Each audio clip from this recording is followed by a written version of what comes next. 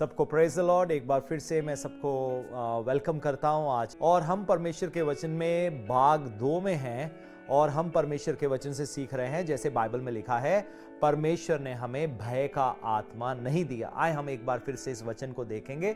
जैसा आप देख रहे हैं, 2 तीमुथियुस पहला अध्याय और उसकी 7वीं आयत हम पढ़ रहे हैं।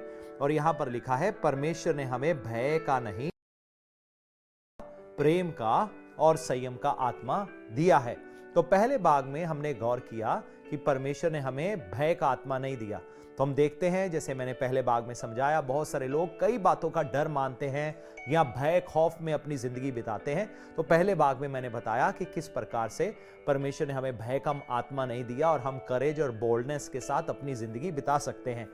अब दूसरे भाग में हम दूसरी बात को देखेंगे और वो है प्रेम। तो यहां पर हमने जैसे परमेश्वर के वचन में पढ़ा कि परमेश्वर ने हमें भय का आत्मा नहीं दिया लेकिन प्रेम का। दूसरी बात जो लिखी है वो है प्रेम के बारे में।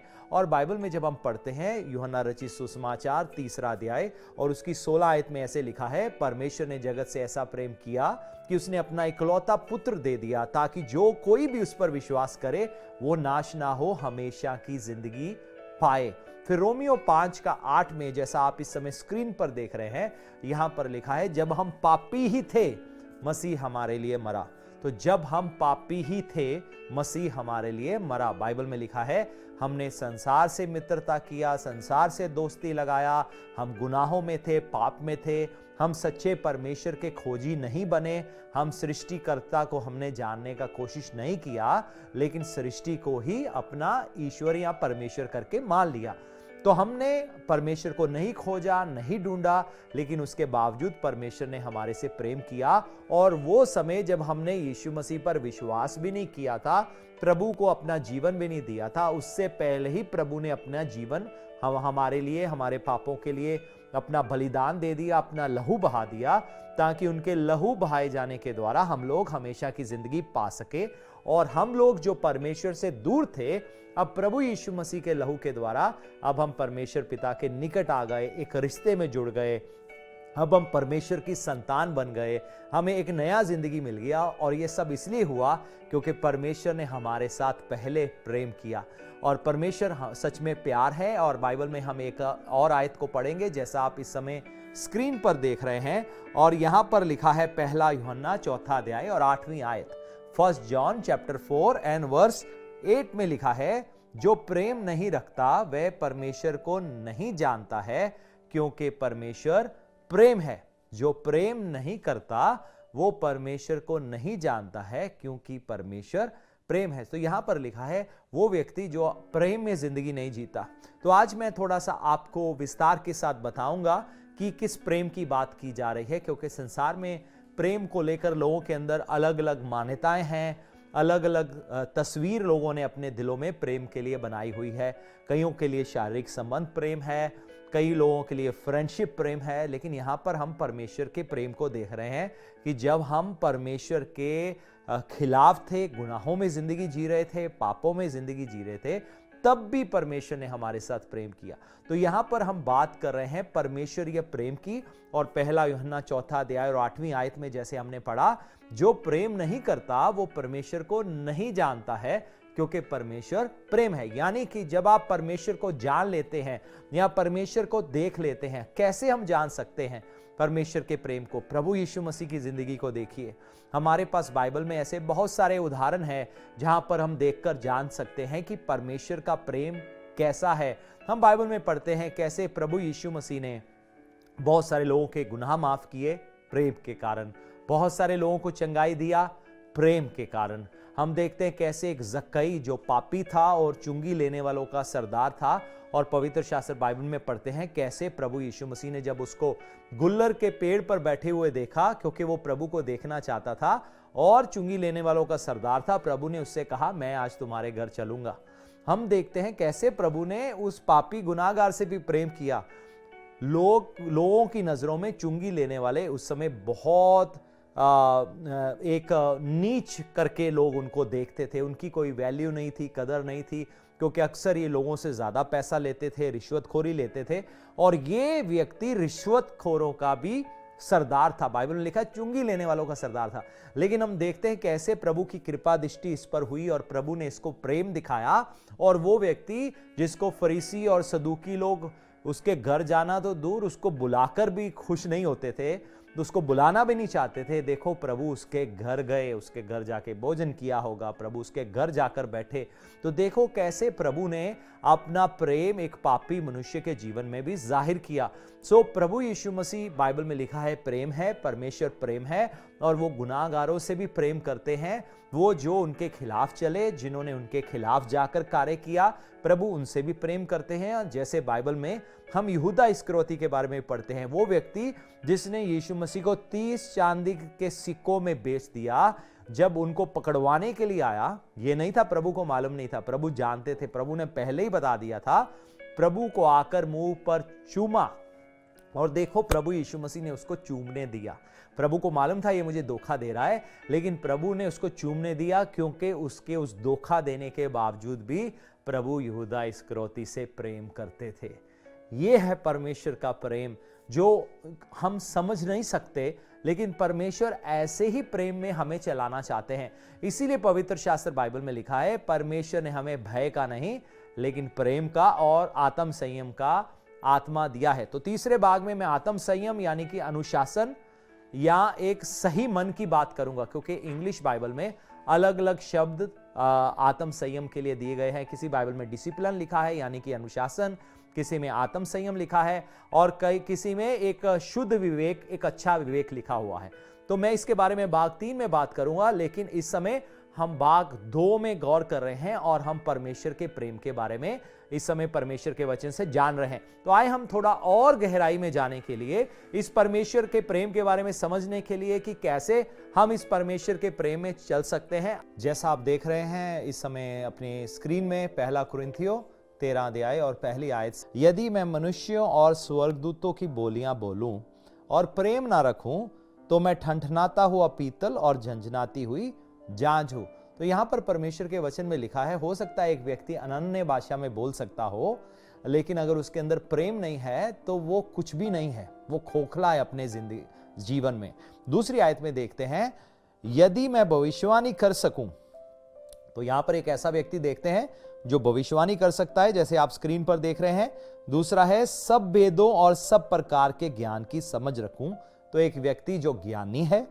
तीसरी बात, और मुझे यहां तक पूरा विश्वास हो मैं पहाड़ को हटा दूं, परंतु प्रेम ना रखूं तो मैं कुछ भी नहीं। तो यहां पर 3 बातें यहां एक व्यक्ति में देखते हैं, 4 बातें पहली और दूसरी आयत में। अनन्य भाषा में बोल सकता है, दूसरी बात है भविष्यवाणी कर सकता है, तीसरी बात है ज्ञानी मनुष्य है, चौथी बात है उसके अंदर विश्वास है पहाड़ों को हटाने का, लेकिन उसके अंदर प्रेम नहीं है। तो वचन में लिखा है तुम में ये चारों बातें हैं, लेकिन अगर तुम में प्रेम नहीं तो तुम कुछ भी नहीं। थोड़ा और आगे जाएंगे, तीसरी आयत में भी देखेंगे क्या लिखा है, यदि मैं संपूर्ण संपत्ति कंगालों को खिला दूं, अपनी देह जलाने के लिए दे दूं और प्रेम ना रखूं, तो मुझे कुछ भी लाभ नहीं। तो अब यहां पर 2 बातें और ऐड हो गई, अपनी संपूर्ण संपत्ति कंगालों को खिला दूं, यानी कि देने वाला व्यक्ति है, बहुतायत से उदारता से देता है और पैशनेट है परमेश्वर के कामों के लिए, उसके अंदर बहुत जोश है, लेकिन प्रेम नहीं है। तो वचन में लिखा है 6 बातें हो गई। पहली बात, अनन्य भाषा में बोल सकते हैं लेकिन प्रेम नहीं है, भविष्यवाणी करने वाला व्यक्ति है, ज्ञानी व्यक्ति है, विश्वास करने वाला व्यक्ति है, फिर उदारता से गरीबों को देने वाला व्यक्ति है, और परमेश्वर के कामों के लिए बड़ा जोश है, लेकिन प्रेम नहीं है। तो बाइबल में लिखा है तुम कुछ भी नहीं और तुम्हें कोई भी लाभ नहीं होगा। तो ये परमेश्वर चाहते हैं हम प्रेम में चले, क्योंकि पवित्र आत्मा के द्वारा बाइबल में लिखा है परमेश्वर ने अपना प्रेम हमारे दिलों में उंडेल दिया है, ताकि हम भी अब दूसरों के साथ वैसा ही प्रेम कर सके जैसा परमेश्वर ने हमारे साथ प्रेम किया है। अब आप अपनी स्क्रीन पर देख रहे हैं 4थी आयत को, यहां पर लिखा है प्रेम धीरजवंत है, प्रेम कृपालु है, प्रेम डा नहीं करता, प्रेम अपनी बड़ाई नहीं करता, प्रेम फूलता नहीं है, वे अनरीति यानी कि गलत रास्ते नहीं चलता, वे अपनी भलाई नहीं चाहता। यहां पर मैं थोड़ा गौर कराना चाहूंगा, भलाई नहीं चाहता। तो आज बहुत सारे लोग जब इस दुनिया में कुछ करते हैं, यहां तक कि जब हम परमेश्वर के कामों के लिए देते भी हैं, तो पहली चीज जो बजाय कि हमारे दिल में आए कि इससे किसी दूसरे का भला होगा, हम पहली बात ये सोचते हैं इससे हमें फायदा क्या होगा अगर हम किसी को देते हैं, या हम अपनी टाइट्स या ऑफरिंग देते हैं इसका हमें फायदा क्या होगा।